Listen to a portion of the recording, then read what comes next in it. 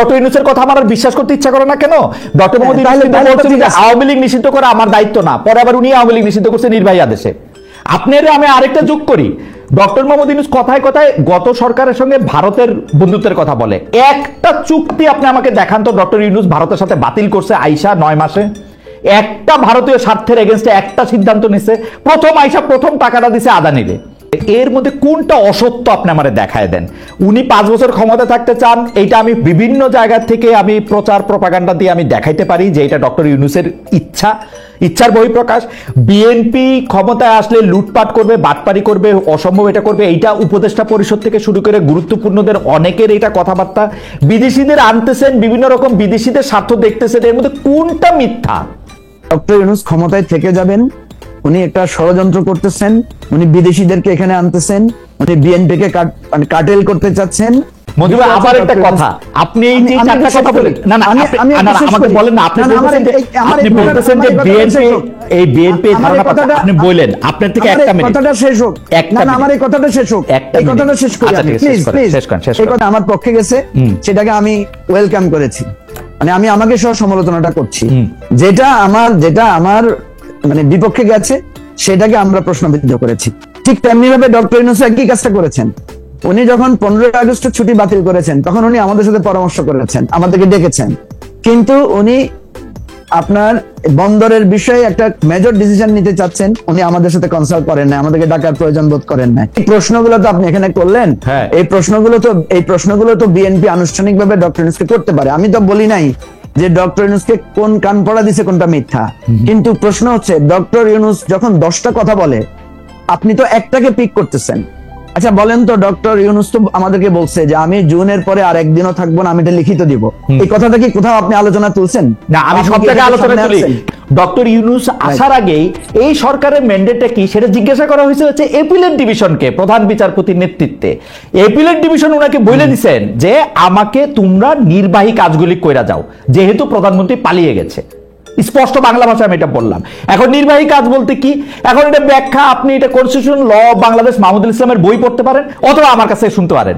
নির্বাহী কাজ হচ্ছে ডেলি অফিস করবেন, পরে দিকে নির্বাচনটাতে চলে যাবেন, দ্যাটস ইট, যদি আপনি এটা মনে করেন। আচ্ছা ঠিক আছে, এখন আসেন তাহলে। ডক্টর ইউনূস কিন্তু অনেকগুলো মামলা প্রত্যাহার করেছেন, অনেককে জেল থেকে মুক্তের ব্যবস্থা করেছেন, উনি বেগম খালেদা জিয়ার চিকিৎসার ব্যবস্থায় উনি ভূমিকা রেখেছেন, উনি রাজনৈতিক দলগুলোর যাদের যে সমস্যা ছিল নিবন্ধন টিবন্ধন ইত্যাদি বিষয়ে অনেক স্পিড আপ করেছেন, অনেক ডিসিশন। তারপরে আপনি যদি দেখেন যে অনেক বৈষম্যের শিকার অফিসারদের নানা বিষয়গুলো করেছেন। এখন এই জায়গাগুলোর কিন্তু কেউ আমরা ওনার ম্যান্ডেটের প্রশ্ন তুলি নাই। আমি তুলছি, আপনি তুলছেন, এই জন্যই বলছি যে আপনি তুলেছেন সত্য, কিন্তু আমরা তুলি না। যে সরকারের দিকে বারবার আঙ্গুল তুলছেন, সরকারের মধ্যে ষড়যন্ত্র দেখছেন, এটা একটু একপেশে হচ্ছে কিনা, মানে সরকারকে আপনি বেশি যে দায়ী করছেন এটা একটু মানে আপনি বুঝতে পারছেন এটা একটু টানেল ভিশনের কাজ হচ্ছে কিনা? এখন নির্বাচনের প্রশ্নে আমি সরকারের যে ধরনের আচরণ দেখছি, আমি মনে করি সরকারের মধ্যে নির্বাচন ইভেন জুনে হবে এই ব্যাপারে আমি আসলে আস্থাশীল হতে পারি না। আমি আপনাকে একটা ছোট উদাহরণ দিই। আমরা অনেকে হয়তো খেয়াল করিনি জাপানের প্রধান উপদেষ্টা যেভাবে বক্তব্য দিয়েছেন, বা মঞ্জু ভাই তাদের মিটিং এর যে কথা বললেন, খেয়াল করুন ভাই, আপনি দীর্ঘ সময় তার সাথে আলোচনা করেছেন যে উনি মনে করছেন ডিসেম্বরের মধ্যে উনি আর পাচ্ছেন না আইন শৃঙ্খলা নিয়ে। আচ্ছা, এটা কি রেজোনেট করছে না জনাব নাহিদ ইসলামের সাথে? আপনি খেয়াল করবেন রয়টার্স এর সাথে এবং এরপর এএফপির সাথে ইন্টারভিউতে নাহিদ ইসলাম এক্স্যাক্টলি এই কথাটা বলেছিলেন যে এই বছরের মধ্যে নির্বাচন হবে না বলে তিনি মনে করেন, কারণ আইন শৃঙ্খলার অবস্থা ভালো না। আমি ইদানিং রাগঢাক ছাড়াই বলছি এনসিপি আসলে ডক্টর ইউনূসের দল। কেন আপনি যদি চান আমি সেটা ব্যাখ্যা করতে প্রস্তুত আছি। তো জনাব নাহিদ ইসলাম ওটা বলছেন, উনিও বলছেন। আচ্ছা, নাম্বার 2 যেটা আপনি জিজ্ঞেস করছেন এবং আমি আপনার সাথে একমত, 9 মাস পার হয়ে গেছে, উনি কন্ট্রোল আনতে পারেন না এবং অনেক ক্ষেত্রে আমরা কন্ট্রোল আরো কমছে বলে মনে হয়। ডিসেম্বরে উনি পারবেন না মনে করছেন, 6 মাসের পর মানে ডিসেম্বরের পর ওনার হাতে কি কোনো একটা ম্যাজিক আসবে বাই হুইচ উনি সবকিছুর উপর নিয়ন্ত্রণ নিয়ে আসতে পারবেন? আরেকটা প্রশ্ন, উনি ডিসেম্বরের মধ্যে যদি হবে না বুঝতে পারেন নিরাপত্তা জনিত কারণে, এখন উনি ডিসেম্বর থেকে জুনের এই আলাপ কেন করছেন? উনি স্পষ্ট করে বলে দিক যে ডিসেম্বর মধ্যে তো হবে না, তো আমি এবার জুনের দিকেই তাকিয়ে ডাক্তার আছি। রহমান, আপনি তো তাই বলা উচিত। আপনি তো এত চমৎকার বলেন, আমি শুনতে থাকি, সেজন্য আপনি আমাকে একটু প্রশ্ন করার সুযোগ দিয়েন। আপনি বলেন যে এখন একটু থামলাম, কারণ হচ্ছে আমি ভুলে যাব যদি আপনি আমাকে প্রশ্ন করতে দেন। সেইটি হচ্ছে যে আপনি যেটি বলছেন যে উনি বলতেছেন, এটা আসলে খোলাখুলি মানে নাহিদ সাহেবের কথা আর উনার কথা একমত হয়ে যাওয়া মানেই যে ওনারা দুজন একদল করা, এইটা ঠিক অতি সরলীকরণ আমি মনে করি। 2 নাম্বার হচ্ছে যে আপনি যদি দেখেন যে ডিসেম্বরের মধ্যে সবকিছু, ডিসেম্বর পার হইলেই কি অন্য কিছু ঠিক হইতে থাকবে কিনা জুনে, এইটা তো উনার একটা প্লি সব দলের প্রতি যে আপনারা এখন আমার উপর আস্থা আনেন, আপনারা আমার সাথে বসেন, বৈশা একটা ডেট ডুটের কথা আমরা একটা চিন্তা করব। কিন্তু আপনারা যখন আমাকে ডিসেম্বর থেকে জুনের মধ্যে ডিসেম্বরটাতেই চাপ দিতে থাকেন, তখন তার এটা কোথাও আগায় না। আইন শৃঙ্খলা বলেন আর যাই বলেন, এইরকম একটা সরকারের পক্ষে তো সকলের সহযোগিতা ছাড়া, বিশেষ করে বড় রাজনৈতিক দল বিএনপি সহযোগিতা ছাড়া এটা তো সম্ভব না। এবং বিএনপি তো দিনে দিনে এটা দুর্বিষহ করে ফেলছে। আমি আর কথা মাঝখানে বলবো না, আমি একটু দুই তিনটা পয়েন্ট আপনাকে বলি। দেখেন, বিএনপি আওয়ামী লীগ পতনের পরে 9 মাসও তারেক রহমান সাহেব দেশে ফিরে নাই। আইন আদালতের কথা বলা হচ্ছে, বেগম জিয়ার মামলা পরের দিন উঠছে ডক্টর ইউনূস সাহেবের সাথেই, তারেক রহমান সাহেবের সব মামলাও ইন অ্যাবসেন্সে উঠে গেছে। এই নিজেদের শক্তি দিয়ে ঢাকা দক্ষিণ অচল করে রাখা একদিনের মেয়রশিপের জন্য বাংলাদেশে যা শুরু করছে জনাব ইশাক, সেগুলি আসলে কিভাবে ইউনূস সাহেব একটা ইলেকশনকালীন সরকার কিভাবে হবে বিএনপি যদি এগুলি করতে থাকে? জি ডক্টর জাহেদ, আপনি একটু বলেন। নিশ্চয়ই আমার কাছে যথেষ্ট আমি মনে করি যে তথ্য এবং প্রমাণ আছে, বা এই বিষয়ে আমি প্রমাণ করতে পারবো যে ডক্টর ইউনূস অন্তত বিএনপির সাথে কোনো রিকনসিলিয়েশন চাইছেন না। প্রবলেম কিন্তু ওই জায়গায়। খালেদ ভাই, আমি রাগঢাক ছাড়া একটা কথা কয়েকদিন থেকে বলছি, বাংলাদেশে এই মুহূর্তে 3টা শক্তি, বিএনপি, সরকার এবং সেনাবাহিনী। সেনাবাহিনীকে আমি বলছি এটা বিতর্কিত হতে পারে এই কারণে যে সেনাবাহিনী তো আলাদা কোনো এন্টিটি না টেকনিক্যালি, যেটা তো সরকারের পার্ট। কিন্তু আমি বলছি আজকে অত সময় নেই, সেনাবাহিনীকেও পোস্ট 5 অগাস্ট আমরা একটু আলাদা করে দেখবো। এই 3টা শক্তির মধ্যে রিকনসিলিয়েশন লাগবে। এখন সমস্যা যেটা হচ্ছে, ধরুন বিএনপির যে মুভমেন্ট হলো সেটা প্রেস সচিবের ভাষ্য মতে, কারণ তিনি আমাদেরকে জানাতেন আগে 137টা আমরা এরকম রোড ব্লকেড হয়েছে, 147টা হয়েছে, তো বিএনপি তো মাত্র তারপর গেল। এবং জনাব ইশরাকের সমর্থকরা, আমি এটাকে just political point of view থেকে দেখছি, সমর্থন বা অসমর্থন করার বিষয়টা, বাংলাদেশের 5-10 জন মিলে রাস্তা ব্লক করার ঘটনা আমরা 5 তারিখের পর থেকে তো 150 দেখে ফেলেছি সরকারের পরিসংখ্যান অনুযায়ী। হঠাৎ করে এটায় তার এত খারাপ লেগে উঠলো কেন? এবং বিএনপি, খেয়াল করুন, আমি এনসিপি যে তার দল তার প্রমাণ হিসাবে বলছি, বিএনপি নিজে এই ক্রাইসিসের মোমেন্টে প্রধান উপদেষ্টার সাথে দেখা করতে চেয়েছিল ফর 4 days, দেখা করেননি। রাদার তিনি জনাব নাহিদ ইসলামকে ডেকে তার এই পদত্যাগ নিয়ে তার মন খারাপ, তিনি সেই তথ্য জানান। নাহিদ ইসলাম এসে প্রথমে একটা বিদেশি বিবিসি বাংলাকে প্রাথমিকভাবে অন রেকর্ড উনি বলেন যে ডক্টর ইউনূস এটা বলেছেন। তাহলে খেয়াল করি, বিএনপি কে তিনি যদি আস্থায় নিতে চাইতেন, ওনাকে বিএনপির সাথে ফাইট করলে হবে না, ওনাকে আস্থায় নিতে হবে। তারপর বিএনপি গেল, বিএনপি যাওয়ার পর উনি জনাব আসিফ মাহমুদ সজীব ভুঁইয়াকে সেই মিটিং এ রাখলেন, যার পদত্যাগ চাইছে বিএনপি। এবং আপনি খোঁজ নিলেই দেখবেন, বা আপনি জানেন আমি নিশ্চিত, জনাব আসিফ মাহমুদ সজীব ভুঁইয়া অন্য কোনো দলের সাথে মিটিং এ ছিলেন না। এবং এই মিটিং গুলোতে সাধারণত সিনিয়র, বয়সে সিনিয়রের কথা বলছি, উপদেষ্টারা থাকেন। সো আপনি বিএনপি কে ক্লিয়ার বার্তা দিচ্ছেন। এরপর জনাব তারেক রহমান তার যে লাস্ট বক্তব্য, তাতে তার কিছু ধৈর্যচ্যুতি ঘটেছে বলে আমাদের মনে হতেই পারে। উনি যে ইউজুয়াল যাদের ঢং, তার বাইরে গিয়ে কথা বলেছেন। তারপর তিনি জাপানে দাঁড়িয়ে যে কথা বলেছেন, আমরা এটাকে ভদ্রভাবে অসত্য বলতে পারি, অথবা ডিসইনফরমেশন স্প্রেড করছেন বলতে পারি। খালেদ ভাই, বরং আমরা এভাবে বলতে পারি, ডিসেম্বরে নির্বাচন হতে পারবে না, এই আলাপ করছে এনসিপি, আর কেউ না, নট আ সিঙ্গেল পার্টি প্রকাশ্যে। অথচ উনি বললেন একটা দল চায় না, হয়তো ইম্পারেটিভ করে ফেলেনি, কিন্তু আমরা প্রচুর নিউজ দেখি বিএনপির সাথে থাকা জোট, বাম জোট যারা আছে, মঞ্জু ভাই নিজে তার দলের অবস্থানের কথা বললেন, তো উনি তো আসলে বিএনপির সাথে একটা ফাইটে নেমে গেছেন, আমরা দেখতে পাচ্ছি। আর আমি এটাও বলতে চাই, যদি বিএনপির দিক থেকে কোনো ধরনের কোনো সমস্যা হয় বা আর কারোর দিক থেকে, সরকারকে এই ক্ষেত্রে পদক্ষেপ নিতে হবে, তাকে অভিভাবকের মতো তার সাথে বসতে হবে এবং তাকে কনফিডেন্সে নিতে হবে। আমি তো একদম বাইরে থেকে, আমি ভেতরে কিছু না জেনেই বলছি, বাইরে থেকেই তো দেখছি এখানে ফাইট হচ্ছে। এবং তিনি এমন একটা দলকে প্রিভিলেজ দিচ্ছেন, যারা নাহিদ ইসলামকে ডেকে বললেন, আমি আপনাকে একটা প্রশ্নও করি, আপনাকে একটা প্রশ্ন মাঝে মাঝে করা দরকার। প্রথম দিন যখন বিএনপি জামায়াতে ইসলামী বসলো, উনি যখন ডাকলেন, বিএনপি বা জামায়াতে ইসলামী নিবন্ধিত না হলেও বাংলাদেশে আওয়ামী লীগের অ্যাবসেন্সে সংখ্যার দিক থেকে সেকেন্ড হাইয়েস্ট বা লার্জেস্ট দল, ওই দিন এনসিপি আলাদা ডাক পেয়েছে কেন? পরের দিন দুটো গ্রুপে বাকি দলগুলোকে, মঞ্জু ভাইয়ের দলও একটা গ্রুপে ছিলেন, মঞ্জু ভাই কেউ আমি জিজ্ঞেস করি তার দল মাঠে থেকে যা যা করেছে ওভার দ্য ইয়ার্স, ওনার দল কি এনসিপি চাইতে অন্য কিছু, যে ওনাকে আলাদা ডাকা হয় নাই কিন্তু এনসিপি কে ডাকা হয়েছে আবার আলাদা করে।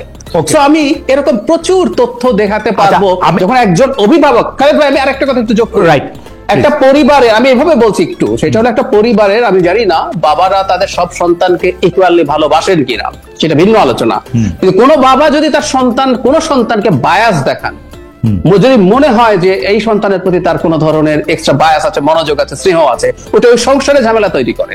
ডক্টর ইউনূস স্পষ্টত এটা করছেন এবং অত্যন্ত টার্ময়েলের টাইমে, বাংলাদেশের এখন কিন্তু একটা সাধারণ টাইম না, একটা টার্ময়েলের টাইমের মধ্যে উনি এই কাজগুলো করছেন। ওকে ডক্টর জাহেদ, আমি আপনার দৃষ্টি আকর্ষণ করছি। প্রথমে হলো আপনি বলতেছেন যে বিএনপি সরকার এবং আর্মির মধ্যে তার একটা মানে একটা সমঝোতা হওয়া উচিত, আমি যদি ঠিক বুঝে থাকি, বা একটা একই লাইনে কথা বলতে পারা উচিত। এখন বিএনপি আর আর্মিতে একই লাইনে অলরেডি কথা বলতেছি, তাহলে এখন বিএনপি এবং আর্মি মিলে কি সম্মিলিতভাবে চাপ দিতেছে সরকারও যাতে এটা কথা বলে? বিএনপি কি আর্মিকে সামনে রেখে বা আর্মির ভয় দেখায় সরকারকে বা ডক্টর ইউনূসকে তাদের কথা শুনে যেতেছে? আমি 2 নম্বর কথা বলি, আপনি নাহিদ ইসলামকে ডাইকে কিন্তু ডক্টর মোহাম্মদ ইউনূস পদত্যাগের কথা বলেন নাই। ডক্টর মোহাম্মদ ইউনূস, নাহিদ ইসলামরা যেহেতু ডক্টর মোহাম্মদ ইউনূসের সাথে একই সাথে কাজ করেছেন, ডক্টর মোহাম্মদ ইউনূস মনে করেন নাহিদ ইসলামরা তাকে নিযুক্ত করেছেন, নাহিদ ইসলামদের প্রতি তিনি বিরক্তিটা দেখাইছেন একদম সরাসরি, যে নাহিদ তোমরা এরকম করলে আমি কিন্তু আর এখানে থাকবো না, যেটা এসে নাহিদ ওইভাবেই বলছেন, ব্যাপারটা কিন্তু ডক্টর ইউনূসের জানানো না। 3 নম্বর হচ্ছে যে আপনি আসিফ মোহাম্মদ সজীব ভুঁইয়াকে বিএনপি কেন রাখলো সেটার মধ্যে বলছেন, এটাকে আমি দেখি হচ্ছে আসিফ মোহাম্মদ সজীব ভুঁইয়ার জন্য হচ্ছে একটা লার্নিং সেশন, যে বিএনপির সাথে উনি কিভাবে ডিল করেন, তখন এটা আসিফ মোহাম্মদ সজীব ভুঁইয়ারই রাখার কথা। আপনি খেয়াল করে দেখবেন একটা মহল কিন্তু ডক্টর মোহাম্মদ ইউনূসের উপর চাপ সৃষ্টি করতেছে আসিফ নজরুল, মোস্তফা সরোয়ার ফারুকী এবং আরেকজন উপদেষ্টাকে বাদ দেওয়ার, আবার বিএনপি চাপ দিতেছে এই 3টা উপদেষ্টাকে বাদ দেওয়ার। উনার তো মাঝখানে একটা জায়গা নিতেই হইব, তাই না? আর এনসিপি কিন্তু ডিসেম্বরে ইলেকশন চায় না, এই কথা একবারও বলে নাই। এনসিপি বলছে হচ্ছে তারা সংস্কারটা চায়, তারা বিচারটাকে একটা দেখবান দেখতে চায়, এবং সরকারের এখানে একদমই ব্যর্থতা যে সরকার এগুলি কখনো করতে পারলো না।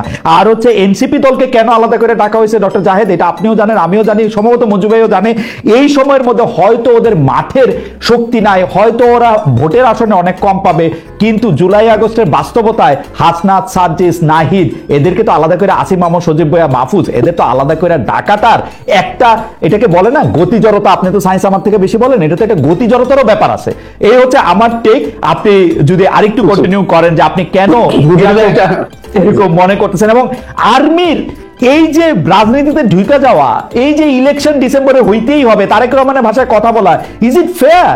আর্মির তো ব্যারাকে থাকা উচিত, ওরা এগুলি বলে কেন?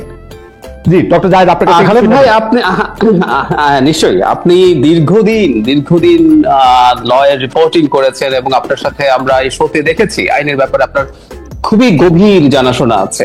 আমি কোর্টের ক্ষেত্রে অনেক সময় এটা হয় যে অনেক সময় দিনের শেষে কোর্ট ইভেন সংবিধানকে লঙ্ঘন করার মতো রায় দেয়, ডক্ট্রিন অফ নেসেসিটি দেখায়। যেমন আমি 13th অ্যামেন্ডমেন্টের যে সংক্ষিপ্ত রায় ছিল সেখানে ডেলিবারেটলি লিখেছে যে এটা অসাংবিধানিক, কিন্তু পরবর্তী 2টা, ওনারা সংখ্যাটা ভুলে গেলাম, 9ম বা 10ম এরকম কিছু বলেছিলেন, বা 10ম একাদশ, পরবর্তী ত্রয়োদশ সংশোধনীর অধীনেই হতে পারে। তারপরে যে কথাটা বলেছিলেন দ্যাট ওয়াজ ভেরি ইম্পর্টেন্ট, তারা বলেছিলেন যে জনগণের এবং রাষ্ট্রের নিরাপত্তাই সর্বোচ্চ আইন। তার মানে আমি যে কথাটা বলতে চাইছি, কোন একটা টার্বুলেন্ট টাইমে, কোন একটা প্রবলেম্যাটিক পিরিয়ডে আমাদের সবকিছু যে নিয়ম মতো চলবে, নট নেসেসারিলি। সেনাবাহিনী 5th অগাস্টের সময় থেকে বা পরে যা করেছে, আমি নিজেও এটাকে পয়েন্টটা ধরেছি, আমি ওভাবে ক্রিটিক করিনি।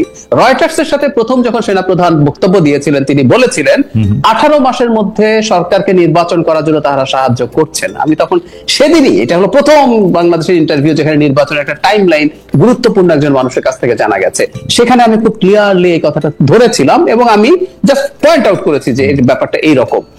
আমরা এখন আসলে কোন বিশেষ অবস্থা আছে, কোন জায়গায় আছি? একটা সেনা প্রধান যদি সরকারেরই পার্ট হয়, তাহলে তো ওনার শেখ হাসিনার কথা শুনে গুলি চালানো উচিত ছিল সবার উপরে। উনি তো শেখ হাসিনাকে বিট্রে করেছেন তখনকার সরকারকে, শেখ হাসিনার তো উনি সেনা প্রধান ছিলেনও।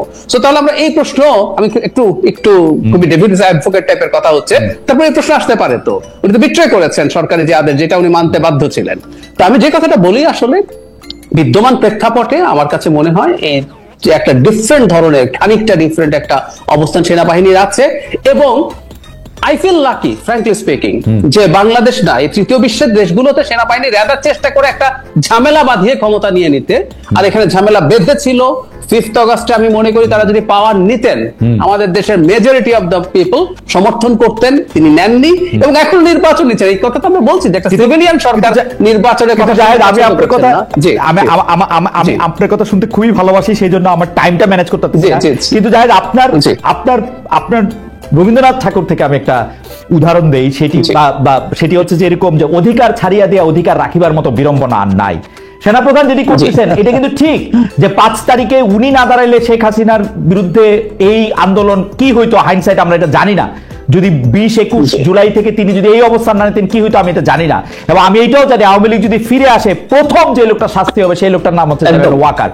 কিন্তু তারপরে আমি বলি যেটা তো উনি নেন নাই, উনি যেটা নেন নাই সেইটার প্রতি এখন উনি এরকম মানে এই স্নিফটা কেন করতেছেন?